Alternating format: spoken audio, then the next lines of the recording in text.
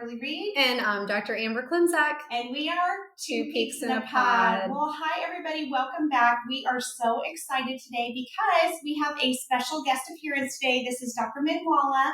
We are so happy to have you join us today. Welcome. Thank you. Thank you for having me, guys. Will you tell us just a little bit about yourself, your specialty, and where patients can find you? Sure. So my name is Dr. Minwalla, like they said. I practice at Salience Health here in Plano. It's in the Legacy West area. Patients can go to our website at saliencehealth.com, look at all our neat depression, anxiety, other mental health resources on there. But I am a board-certified adult psychiatrist. Do see patients aging from 15 and up. Okay, great. And actually, Dr. K today has a celebrity story for us to just kind of tell us about that is related to Dr. Minwalla's visit today. So Yes. Dr. K, tell us about the celebrity. Okay, so I think a lot of our listeners will know him. And like I said to Dr. Reed, he's very good looking. And I think he has a brother maybe out there, but Chris Hemsworth, reportedly, according to the internet, you can find anything on the internet. That's right, allegedly, I guess has either suffered from depression, anxiety, or something where he was seeking treatment. And one of the forms of treatment that he did is transcranial magnetic stimulation, sometimes called TMS. And this is a topic that we're very interested in for our patients, and Dr. Minwalla is an expert on it. And so we have him on the show today to tell us all about it, as well as just other ideas and ways to help manage anxiety and depression and some other disorders, I think, too, it can be used for. Knowing that he was coming on our show, I really paid attention the last 2 weeks to my patients. And I will say almost 90% of my patients report a history of either anxiety or depression. And almost 60% of my patients are on an antidepressant or other anxiety-anxiolytic medication, which I feel like is really powerful information. And I think probably my patients, when they come to see me, think that that's just them, but I'm telling you, it's just very prevalent in our patient population of young, healthy women, right? And everything that they're going through. And so I think this is a really interesting topic for our patients and how they can manage this. Well, and I will say too, I bet your patients have a lot of the same concerns that mine do, where maybe their anxiety and or depression have been really well treated with medication, but now they're wanting to get pregnant. And they worry, do these medications affect the pregnancy in any way? And we do feel like there are a lot of good safe ones, but even with that reassurance, sometimes they say, gosh, are there any other options that don't involve medication that I could consider? And so I think this is what we're going to get to hear all about today, right? No, absolutely. Okay, good. Okay, well, can you explain to me, because I really don't know anything about it, what is TMS? Sure. So TMS stands for transcranial magnetic stimulation. It's a non-invasive, in-office, FDA-approved treatment for major depressive disorder, as well as obsessive-compulsive disorder, OCD. And it also has an indication to treat migraines, but we're probably going to be focusing more on the depression, OCD. We've also noticed that it's been extremely helpful in treating anxiety. When we've been treating patients with both depression and anxiety, we notice that their scores, their scales, their symptoms improve almost identically for both depression and anxiety when we look at it on a graph. So it's been extremely helpful for that as well.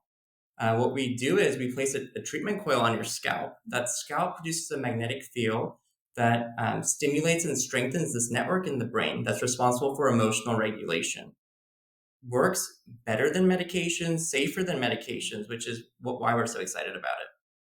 That's really interesting. Okay, so I did not know this about migraines. And I will say that is another condition that my patients report all the time. Because again, migraines really affect young women, oftentimes in their 30s and 40s. So I feel like that would be a huge benefit for my patients. So I have never seen this, right? Okay. So I'm imagining like a big MRI machine? What's around their head? What does this look like? So, our treatment rooms are there's maybe walking into a dentist office, you notice that big recliner chair. We have one of those.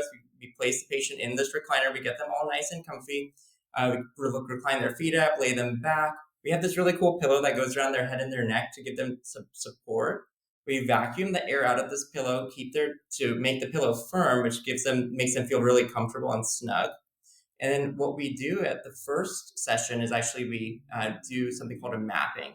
We determine the level of amplitude that we need to use for the treatment. So the treatment is very specific. It's not just you can go anywhere, just someone put something on your head and we're treating, right? We're finding the specific prescription to that patient.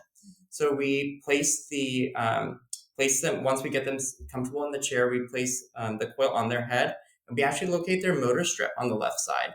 And we go to the specific spot on their motor strip that actually controls motor movement in their hand.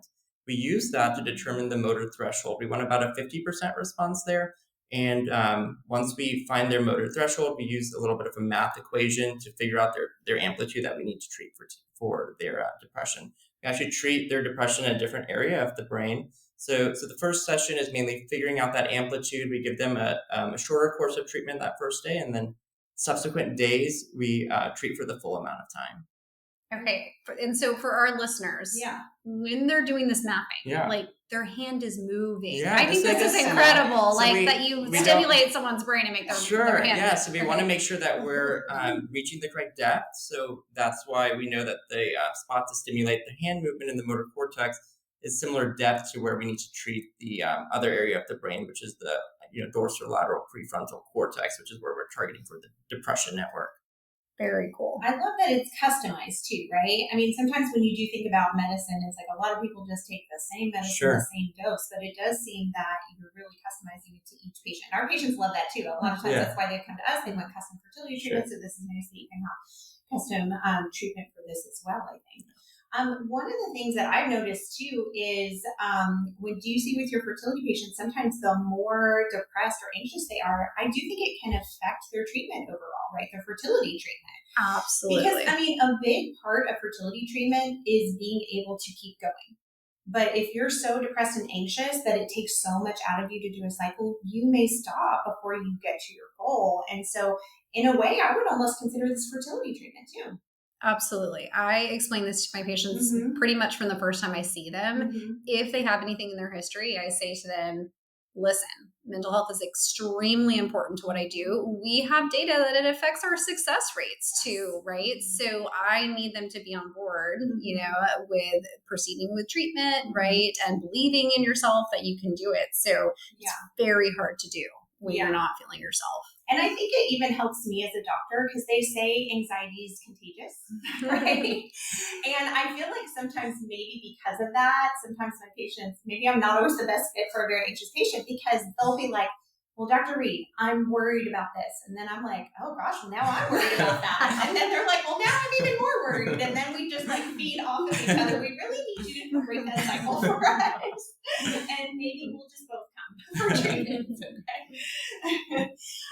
Okay, so I know that you mentioned some of the approved official indications. Sure. If a patient wanted to come see you, do they need to have already been diagnosed with these conditions? Or do you, how does that work? Could they just come book a session? Sure, yeah. So at Salience where I work and see patients, we treat the wide array of mental health issues. So we don't only do TMS or only treat really, treatment-resistant patients. We treat the full array, and if it's appropriate for the appropriate patient, we recommend this, and we get people better with TMS. So yeah, every patient comes through full evaluation, get a really good mental health history. I like to start by just getting to know them, what treatments have worked, what hasn't worked, why things haven't worked, have they had side effects to other treatments, are we starting, from scratch, what was their motivation to come in, get help, what are their priorities, what are their goals, and we customize a treatment plan. It's never one size fits all. And are there any people that just are not good candidates? I would feel really bad if I said somebody, go get TMS, and they're like, you're not a candidate for TMS. So a couple of things that we don't want to treat patients that have certain things. One would be psychosis. So someone having hallucinations, auditory or visual hallucinations, paranoia, those would not be good candidates to put under stimulation. Also, we don't want patients that are currently in a manic episode of bipolar disorder. So if someone is manic, not sleeping, would not be the best candidate for TMS. The other patients that have epilepsy or an untreated seizure disorder would not be candidates. And then anyone that has metal that's not MRI safe, like shoulders and above, would not be a candidate. So just like with MRI, same technology as an MRI. So if there's something is not MRI compatible, would not be able to go under the TMS coil. We're pretty much really worried about metal shoulders and up because the coil doesn't, go through the whole body or anything like that. Is it around their whole head? Like, what about MRI people that feel claustrophobic? That was such like a big thing. They don't feel claustrophobic in it. Nothing like that. Okay, Yeah, you're just like laying in the chair. You don't even see the equipment. It's just an arm with a small coil that goes like just placed on the back of the head. Got it. Yeah. Okay, perfect. So my understanding of TMS when I first heard about it is that it's not just a one-time thing, right? Yeah. So can you tell us more about the logistics? Because I do think this is important for someone that's considering it because it is fairly involved and you have to commit to doing it, right? It definitely is a commitment. I like to explain it to people that it's kind of like going to the gym, but for your brain. We are strengthening something. We're trying to add on to things. So it is a series of 36 treatments. And each of those treatments going to build on each other and strengthen this network in the brain that's responsible for that emotional regulation. So we can't just do it one time and expect to have results. Just like you can't go to the gym, expect to have, significant results from the gym with just 1 or 2 days at the gym. We typically treat on different days. The main reason that the treatment is spread out over these 36 different days is because of insurance coverage. They cover one treatment per day. If someone wasn't going through insurance, we have these really cool accelerated protocols where they've actually done studies, very recently that they've done all the sessions in just like 1 or 2 or even 3 days. You still need those 36 sessions. But the reason why they're done on different days right now, at least mainstream, is because of the insurance company. So for using insurance benefits, people do treat on different days. Each treatment, though, is 11 and a half minutes. So people come and treat before work, after work, during their lunch. We're open 6 to 6 and on Saturdays. Wow. So people can come before work, after work, Saturdays. They make it work. Oh, that's so nice because we have so many working women patients. It's so hard for them already to go to their fertility appointment. So that's really nice that you guys have such good availability and we can their treatments in. So you kind of mentioned insurance. So can you tell me more about, does insurance cover this for patients? Absolutely. So more recently, insurance has become better and better at covering TMS. All major insurances cover TMS, and they cover it for patients that have a diagnosis of major depressive disorder that have failed 2 medications. Some insurances prefer those 2 medications to be in different families. And then Medicare covers TMS as well, and they actually only require 1 medication failure. A medication failure is defined as like side effects to medication. So someone's having really bad nausea, sexual side effects, anything like that they don't want to take the medication because if there's not a good fit for them, that's a failure. Or taking it for several weeks and not having a significant improvement, or you're not in remission from depression. So, sometimes we hear this all the time, I'm doing okay, my depression's better, my anxiety's better, I'm functional, I'm doing okay, but those patients are not in remission. If we took any other, medical field, we wouldn't want to tell people that, hey, like, we partially, help treat this. We want people in remission. We want people to feel well. We want people to have a good quality of life. Yeah. Well, and kind of my thought on this too is it almost seems backwards to me because it's like, okay, first you have to try these medications to try this more natural therapy. But I'm like, should it be like first you try the natural therapy and then you can take medication, right? It's interesting. It feels backwards to me, right? The FDA actually, March of 2024, so last year, they actually have approved TMS as a first-line treatment option in adolescents. So 15 to 21. The insurances, of course, are not fully on board with allowing us to treat it first line. They still want the medication failures. But I think as we learn more about TMS, as it becomes more widely accepted, I think people will catch up, and insurance will catch up to the evidence. That's very interesting. So in your experience, when patients do this, usually they can come off meds altogether. Is that what you're seeing? We typically don't pull people off the meds automatically. It's very personalized. So it depends on what the patient's goals were at the initial appointment. If patients tell me that, the medications work for this, but I'm still struggling in these areas, we see what results we're getting with the TMS, and then we make a decision together after the treatment, whether we want to scale back, be on less meds. Maybe someone's on 2 or 3 meds at the same time. They're on adjunctive therapy with pretty nasty medications, like maybe in the antipsychotic family, to kind of boost the antidepressant effect. And it's causing them weight gain. It's causing them all these other side effects. and we do TMS and they're significantly better, then yeah, we want to scale off, remove some of these medications that are causing problems. Okay, so insurance, and I would love if they covered it, but what if we have a patient and it doesn't cover it for them? Sure. I mean, I'm just going to say it sounds really expensive. Give it to me straight. It's sure. expensive. So it is more on the expensive side. Yeah. I will say that we have very good self-pay, cash pay rates. We have payment plans. We have we reduce the cost for certain patients, and we don't want money to be the reason why someone doesn't get TMS. We have a highly trained group of people that really help with insurance companies. So if we need to do like a peer-to-peer with the insurance company or get things approved, we do get the majority of our cases, paid for by insurance. And with the insurance, the cost can vary widely as well. So even if you have a large out-of-pocket with the insurance, we're still there to help with payment plans, financial assistance, things like that. With the range of the cost can be an office visit copay all the way to having to meet your deductible or out-of-pocket maximum for the year. So sometimes if patients have met those things, met deductibles, met out-of-pocket max, they're doing TMS for no cost. Wow. Well, I would say our patients probably already met their deductible. Yes, a lot of them have. Right, so it might be kind of a free fringe benefit then for them. Okay, so question, when they're getting it done, does it hurt? That's a good question. Yeah, it feels we like... worry about pain around here. She and I are both wimps. We don't even like to get our blood. Sure. So nothing's actually... The coil is resting on your scalp, but you do feel a sensation. You feel like someone is firmly tapping on your scalp really rapidly. Or I like to describe it as a rubber band, like just snapping against your head. Someone else that has gone through treatment says it feels exactly like a TENS unit. So if you've ever used a TENS unit on your muscles or having some sort of pain, feels like that, like stimulation on a part of your body. Okay.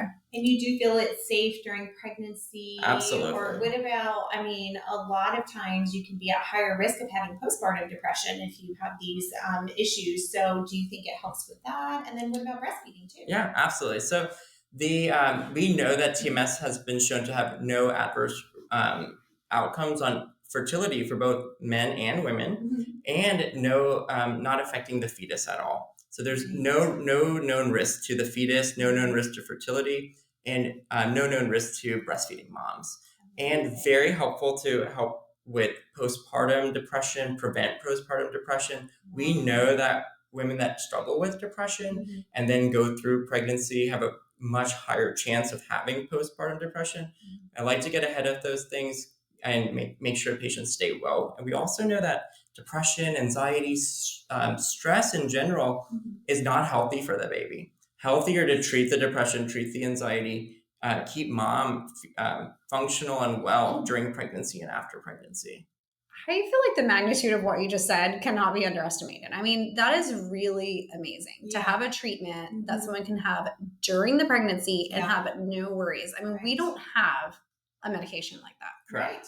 We don't, and it's, for such a common issue that patients are dealing with. that's really amazing to be able to do. I don't think enough people have heard of TMS, I know. right? Honestly, it seems like it should be first line in pregnancy, right? Yeah. Because even the ones that we consider to be very safe can still have risk for side effects. It's just kind of you're weighing the risk-benefit ratio. Absolutely. Yeah. Have you ever seen anything go wrong with it? I know that you said there's some patients who shouldn't do it. Sure. But let's say they were a perfect candidate. Does it always go great? Yeah. As far as effectiveness, very effective. We actually see a 63 to 70% remission rate from TMS. So patients that complete the 36 sessions, we're getting between 63 to 73% remission, meaning almost no depression at all. And we measure that. We do a questionnaire of something called the PHQ-9, and less than 5 on the PHQ-9 is what we're seeing in 63 to 73% of our patients. 80% of our patients have at least a 50% improvement. So even the patients that are not fully reaching the remission, the vast majority are going well, are having significant benefit. The same can't be said about medications. Medications, once you're on like the 4th medication trial, the remission rate, the chance of depression going away with that med is less than 7%. And with each medication trial, the risk of the side effects increase. We don't see the level of side effects, and we have this amazing remission rate with TMS. As far as things that may not go perfectly, Some side effects to look out for with TMS could be headaches and scalp irritation. Those are the two most common ones. Most of the time, we don't even see those. Less than 1% of the patients actually choose to stop TMS due to a side effect. That's Which is very Very low. low. Yeah. And not medications people discontinue all the time because of side sure. effects. Yeah. That is amazing because, I think what I really just recognize in a lot of my patients is the suffering they're having. And sometimes they may not even recognize it themselves, but, you see them on this daily basis and you could just look at them and you can see, gosh, they don't feel good on the inside. And to just have a chance at being able to feel better, I think just sounds amazing. Yeah, definitely. I would say a very common theme for our patients is they come see us and they say, I've been on this SSRI, Zoloft, sertraline, something for a while. And they're like, now that I want to get pregnant, I've stopped taking my medication, or I'm planning to stop taking my medication when I get pregnant.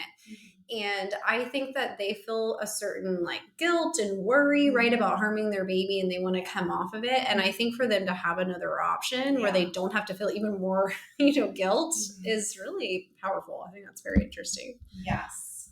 Okay. Can you explain to me the difference between ECT and TMS? So I had learned, I think, a long time ago about ECT. Sure. So at first, when I was hearing about TMS, I thought this was the same thing, but it sounds like these are two different things. So can you explain that to Yeah, us? absolutely. That's a great question. So ECT is completely different from TMS. ECT stands for electroconvulsive therapy. ECT is done under anesthesia. It is much more involved. So patients need a ride to get to the treatment facility because of the anesthesia. They get put to sleep, and an electrode is placed on the head here. And what that does is it induces a seizure. The seizure is a generalized seizure. So what they have to do is give you muscle relaxers to relax the other muscles in your body, so it doesn't harm. So you don't harm yourself with that. That seizure is thought to reset neurotransmitters in the brain. And some of the side effects and concerns with ECT are that it does cause in the short term some memory and cognition issues. Also, because of the anesthesia, you can't work that day. You need transportation to go back home. So it's a little bit more involved. Is effective treatment for depression, does work very well, but just does come with some added risks of the anesthesia, the memory inducing that seizure. The TMS, we're able to drive ourselves to and from the appointments ourselves. We don't need transportation. You're functional right after TMS. So that's why I was saying that people come during their lunch. You can still work that day. It's not a lost day. It's not lost time. And then the safety aspect of it, we're not inducing that seizure. We're not causing anything like that, not affecting muscles, not affecting cognition. It's actually really interesting. They're actually doing studies now to see if TMS can be used in post-stroke patients to enhance cognition. And so if anything, TMS has been shown to be more cognitively enhancing than anything else. We're not worried about memory cognition loss with TMS.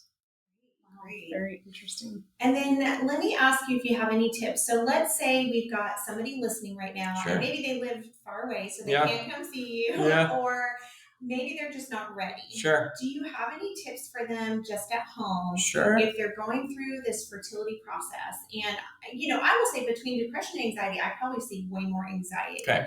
So, and I think it's so hard because they do sometimes look to me because they say, well, I'm afraid my treatment may not work. Sure. And the hard part is I don't know if it's going to work either. So in this case of the unknown, do you have any tips for us on how to cope with those feelings? Sure. I think that anytime we're struggling with mental health concerns, I think having a schedule at home and having routine is the key. So two things I like to tell patients at home. I think schedule and then having that routine. So I want people to kind of wake up at the same time every morning, shower at the same time every morning, eat at the same time, go to the gym, exercise. People underestimate how cardiovascular exercise and just exercise in general is natural anti-anxiety. Anxiety tends to be fight or flight response. So if we can kind of expenditure our energy with exercise, with running, we kind of help decrease some of that anxiety. And then getting a good night's sleep. Sleep is the foundation of mental health. So prioritizing that exercise, that routine throughout the day, and then your sleep hygiene. So trying to avoid electronics at night. I think sometimes people get caught up in The world is just so fast paced these days. You're getting notifications on your phone with your personal life, your work life, and you're just getting bombarded by all these intrusive notifications, and then it causes all this anxiety that's pretty unnecessary. So kind of winding things down in the evening, again, part of that routine, silencing those notifications, limiting the screen time in the evening goes a long way. Amazing. Yeah, I have to say, I feel like TikTok. I love TikTok, but it keeps me up at night because I should be sleeping and instead I'm TikToking. Yeah. But also, I do think it contributes to a lot of anxiety for fertility patients because although I think it can be a source of good education, a lot of times when people are trying to get views, they'll say something, like, "Oh, did your doctor miss this?" And the patient's like, "Oh my gosh, did Dr. Reed check that on me? And was I supposed to have it checked?" And then they're calling the next day, So I think that's a good tip, maybe to cut down the electronics a little bit, especially when it's time to go to bed. Sure. Yeah, absolutely. Okay, so you mentioned something about the routine, and I think I remember you explaining to me also for TMS, maybe some of the benefits with having all the sessions is that the patients are actually forced to get into a routine of like getting out of the house, right? True. So do you think that is part of maybe the benefits? I do think, and then they're coming and seeing the same treatment coordinator every day, and they're having that schedule. And I do think that definitely plays a role into it. They've also done studies that pair TMS with ongoing therapy or even trying to do therapy at every TMS appointment. And those patients tend to do better. So we know that, it's not just one thing that's helping. We're strengthening that network in the brain that's responsible for that emotional regulation. But during the TMS treatment, it's important that we learn the coping skills, we use our therapy skills, and we engage those other things.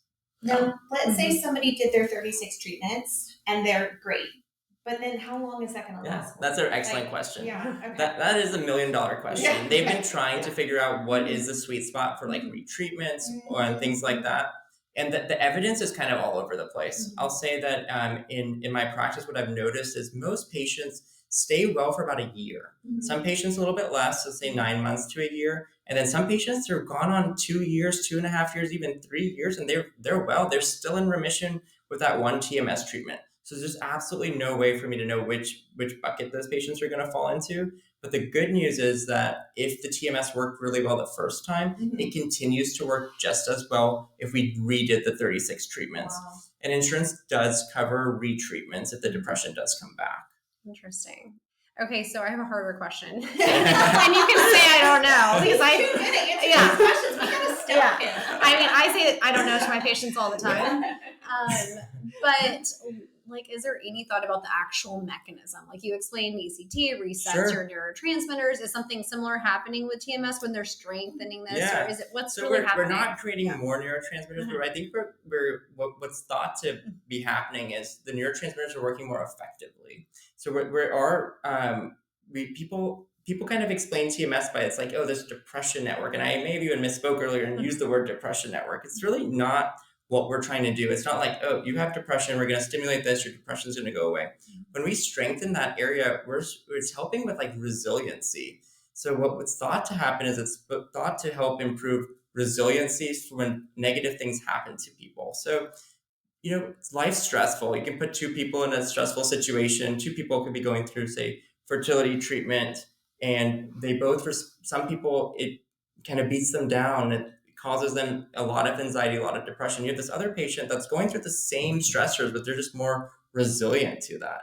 And so what's thought to happen is we're improving resiliency with the TMS. So it's not really targeting depression the same way as, say, medications or increasing the neurotransmitters. We're creating what was thought to just be more resilience in that area. Okay, and tell our listeners what a neurotransmitter is. I realize we're using a really big word that probably people have never heard of. So how do I describe neurotransmitters they give signals, right? Sure. So the brain communicates with each other through different points, and to communicate with each other, they use these networks, and they send signals, like Dr. Reed was saying, through the neurotransmitter, through this pathway, and then that signal has to reach a receptor to do a certain job. So what we notice is that if we strengthen the connections between these points in the brain, it helps us communicate better. So when we're exposed to an environmental stressor or some sort of cue in the environment, we need to respond or act or react in a certain way. So sometimes those reactions are anxiety, worry, or they're maladaptive. They're not good to kind of what we need it to do. So we're just kind of trying to create more resiliency within those pathways. And to me, it almost kind of reminds of like breaking a pattern too, because I've always heard the brain loves to keep doing the same thing. So maybe the more anxious you are, the more anxious you're going to be until you break that pattern. So it sounds like this could be such a great way to break that. But okay, and then a personal question, Sure. which you don't have to answer, and if you want, we can edit it out too. But have you ever tried? Like, I think if I were there, I'd probably be like, let me put this thing on. That's a really good question. It? I haven't done it personally, but I will say that quite a lot of people in my company at work, they're doing TMS.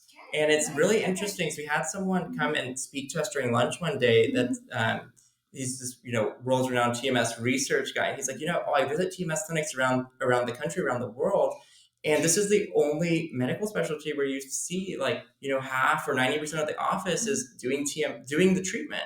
He's like, you go to like a ketamine clinic, you go to other places, you don't see the whole staff doing the treatment. Yeah. You go to a TMS clinic and you're like, whoa, 80% of the people working here are doing TMS. Their whole family is doing TMS. Their cousins are doing TMS. Yeah. And he was like, it's just really cool to see that it's like, everyone in the company believes in this. Yeah. And we feel like it's safe enough to treat our own family. And he's like, we should treat our patients like we treat our family. And it got me thinking, if it was my family member, I'd want them to do TMS, not medications.